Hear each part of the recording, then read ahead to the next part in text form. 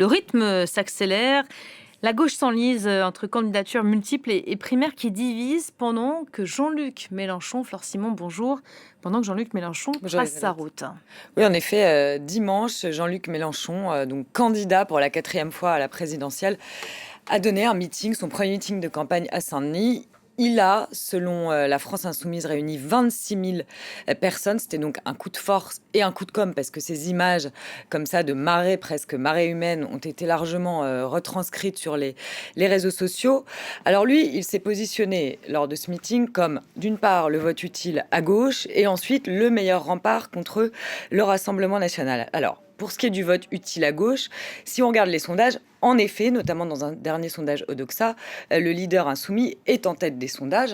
Donc pour ce sondage Odoxa, il est à 16%. Il dépasse Raphaël Glucksmann, autre candidat potentiel. Il n'est pas encore déclaré de la gauche. Mais ce qu'on sait aussi, Elisabeth, c'est que Jean-Luc Mélenchon, à gauche, pour les électeurs de gauche et de centre-gauche, il fait figure de repoussoir.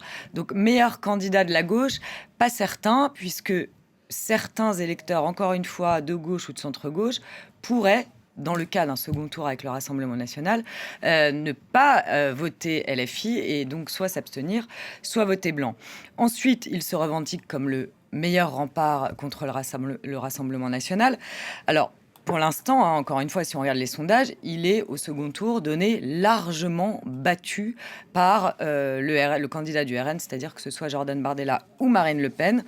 On va rester prudent quand même. Les sondages, bon, la présidentielle, c'est dans 11 mois. Tout peut encore beaucoup évoluer. Quoi qu'il en soit, dimanche, il a mis la pression sur les autres partis de gauche. Il a estimé que la primaire était finie. Et il a assuré, c'est nous qui avons gagné l'honneur de marcher en première ligne, sous-entendu que le reste de la gauche se range derrière lui. Alors là-dessus, ce matin, Laurence Rossignol, un député PS, elle a réagi à cette injonction, entre guillemets, de Jean-Luc Mélenchon. On l'écoute. Bon, d'abord, c'est pas à Jean-Luc Mélenchon de dire ce qui doit se passer à gauche. Voilà, lui, il incarne un pan. Moi, je vais faire très, très rapide et très simple. Je soutiens la candidature de Raphaël Glucksmann, c'est-à-dire qu'à cet instant, j'espère que Raphaël Glucksmann va pouvoir être le candidat, que beaucoup d'autres gens de gauche, de la gauche démocratique à laquelle j'appartiens, vont lui donner la force pour qu'il soit notre candidat. Il y a un espace politique, il y a beaucoup d'électeurs qui attendent qu'on ait un candidat et que la gauche se réaffirme. Nous ne sommes pas soumis à Jean-Luc Mélenchon et nous ne sommes pas contraints non plus d'aller vers le bloc central pour empêcher le Front National, le Rassemblement national d'être élu. Voilà, Laurence Rossignol qui soutient, vous venez de l'entendre, Raphaël Glucksmann pour la candidature unique à gauche. On va en parler, Elisabeth, c'est autant de nuances de gauche. Oui, alors je le disais tout à l'heure, malgré le succès de ce meeting de Jean-Luc Mélenchon qui est quand même avéré, le reste de la gauche fait fi, maintient ses stratégies, estime ne pas être hors jeu dans cette course à la présidentielle. On est dans le déni collectif là ou dans la réelle sérénité? En tout cas, il semble serein, donc le reste de la gauche, hors LFI. En apparence, ils disent qu'ils ne sont pas impressionnés par ce meeting de dimanche, par la capacité aussi de Jean-Luc Mélenchon à rassembler. Ils disent que c'est assez habituel.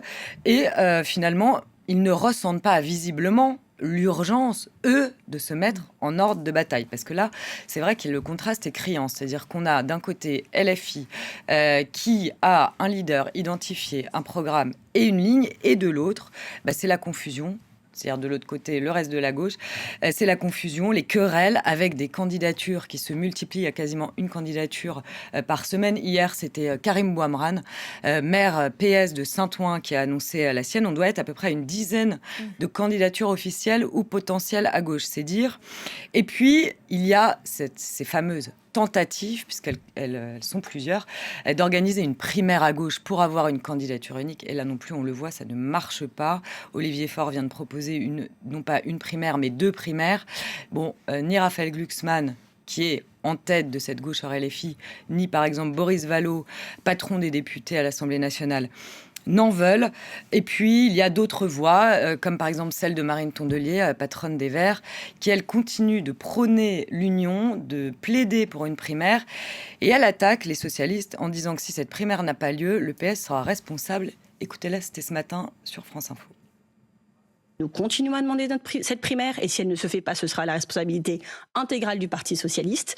Et si elle n'a pas lieu, alors nous tracerez votre préparerons route. l'autonomie, Marine mais Tondelier. sans jamais renoncer à l'union. Moi, je le dis, le temps que Madame tout le monde Tondelier. revienne à la raison, nous continuerons à prôner l'union. Et je suis sûre qu'elle finira par se faire parce que nous n'aurons pas le choix, que les Vous électeurs prenez- nous en voudront à vie et ils auront raison. Et nous, on sera toujours du côté des solutions.